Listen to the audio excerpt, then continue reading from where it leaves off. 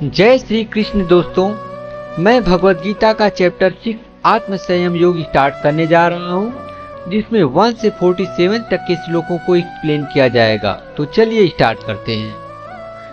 श्री कृष्ण अर्जुन से कहते हैं, हे अर्जुन, जो पुरुष अपने कर्मफल के प्रति आसक्ति रहित है और जो अपने कर्तव्य का पालन करता है, वही सन्यासी और असली योगी है। वह नहीं जो न तो अग्नि जलाता है और न कर्म करता है। हे पांडु पुत्र, जिसे सन्यास कहते हैं उससे ही तुम योग अर्थात परब्रह्म से युक्त होना जानो, क्योंकि इंद्रिय तृप्ति के लिए इच्छा को त्यागे बिना कोई कभी योगी नहीं हो सकता। अष्टांग योग के 9 साधक के लिए कर्म साधन कहलाता है और योग सिद्धि पुरुष के लिए समस्त भौतिक कार्यकलापों का परित्याग ही साधन कहलाता है। जब कोई पुरुष समस्त भौतिक इच्छाओं का त्याग करके न तो इंद्रिय तृप्ति के लिए कार्य करता है और न सकाम कर्मों में प्रवृत्त होता है, तो वह योगारूढ़ कहलाता है। मनुष्य को चाहिए कि अपने मन की सहायता से अपना उद्धार करें और अपने को नीचे न गिरने दे। यह मन बद्ध जीव का मित्र भी है और शत्रु भी। जिसने मन को जीत लिया है उसके लिए मन सर्वश्रेष्ठ मित्र है, किंतु जो ऐसा नहीं कर पाया इसके लिए मन सबसे बड़ा शत्रु बना रहेगा। जिसने मन को जीत लिया है उसने पहले ही परमात्मा को प्राप्त कर लिया है, क्योंकि उसने शांति प्राप्त कर ली है। ऐसे पुरुष के लिए सुख दुख, सर्दी गर्मी एवं मान अपमान एक से हैं। वह व्यक्ति आत्म साक्षात्कार को प्राप्त तथा योगी कहलाता है, जो अपने अर्जित ज्ञान तथा अनुभूति से पूर्णतया संतुष्ट रहता है। ऐसा व्यक्ति अध्यात्म को प्राप्त तथा जितेंद्रिय कहलाता है। वह सभी वस्तुओं को, चाहे वे कंकड़ हो, पत्थर हो या सोना हो, एक समान देखता है। एक व्यक्ति को तब और भी उन्नत कहा जाता है जब वह सभी ईमानदार शुभचिंतकों, मित्रों और शत्रुओं, दयालु, पवित्र, पापी और उदासीन और निष्पक्ष लोगों को समान मन से मानता है। एक पारलौकिकवादी को हमेशा अपने मन को सर्वोच्च आत्मा पर केंद्रित करने का प्रयास करना चाहिए। उसे एकांत स्थान पर अकेले रहना चाहिए और हमेशा अपने मन को ध्यान से नियंत्रित करना चाहिए। उसे इच्छाओं और स्वामित्व की भावनाओं से मुक्त होना चाहिए। योगाभ्यास के लिए योगी एकांत स्थान में जाकर भूमि पर कुछ बिछा दे और फिर उसे मृगछाला से ढके तथा ऊपर से मुलायम वस्त्र बिछा दे।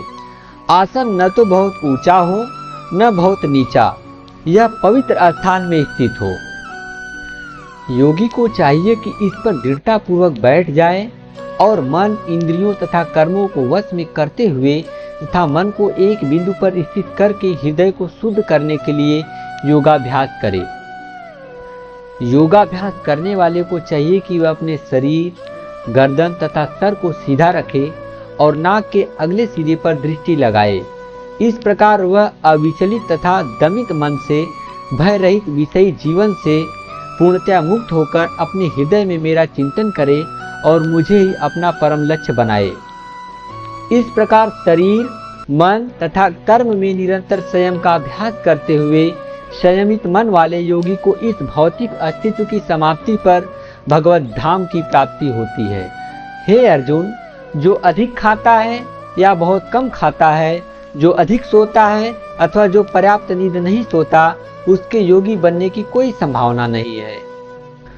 जो खाने, सोने, आमोद प्रमोद तथा काम करने की आदतों में नियमित रहता है, वह योगाभ्यास द्वारा समस्त भौतिक क्लेशों को नष्ट कर सकता है।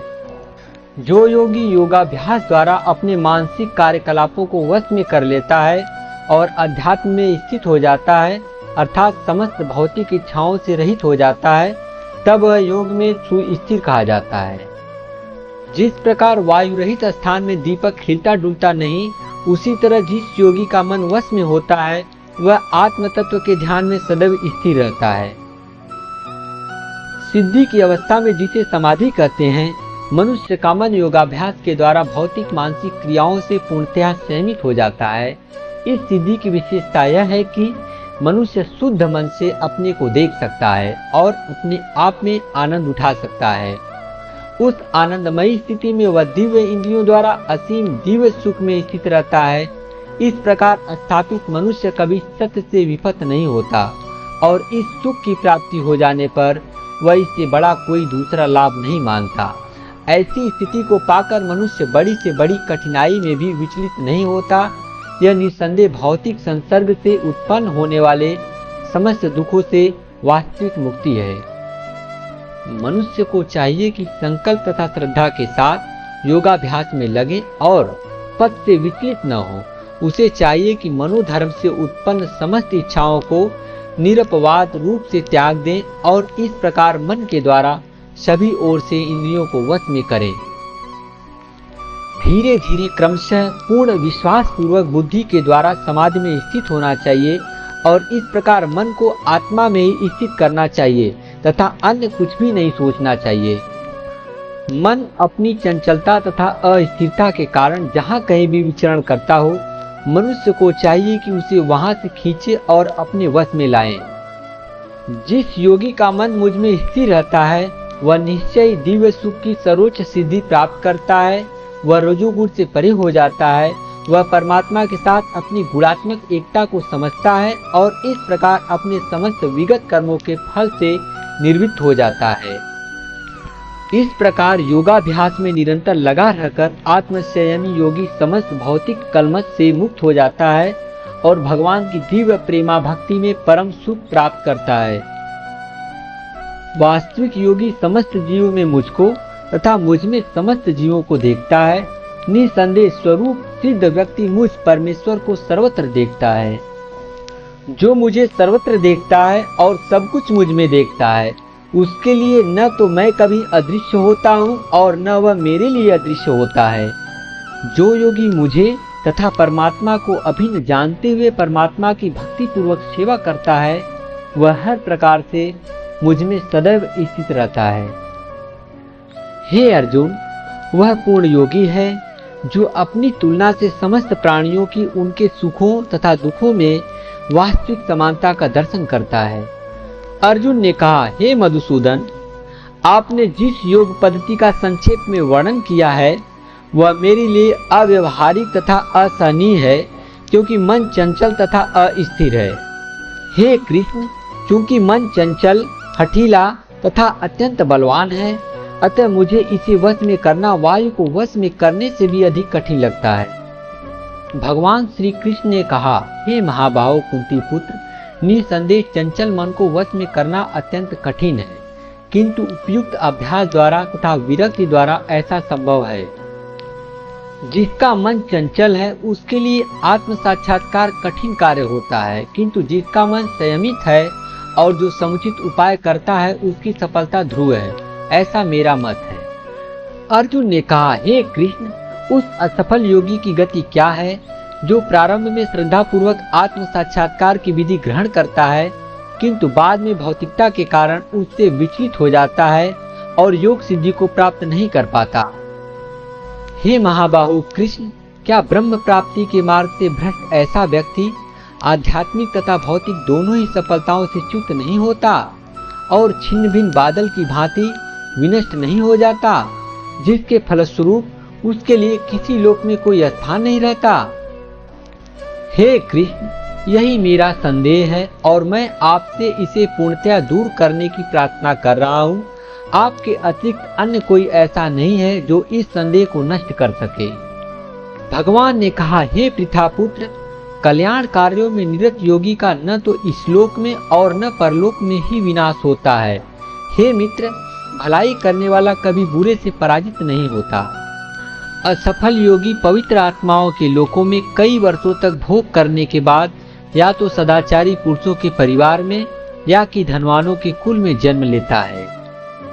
यदि दीर्घकाल तक योग करने के बाद असफल रहे तो वह ऐसे योगियों के कुल में जन्म लेता है जो अति बुद्धिमान है। निश्चय ही इस संसार में ऐसा जन्म दुर्लभ है।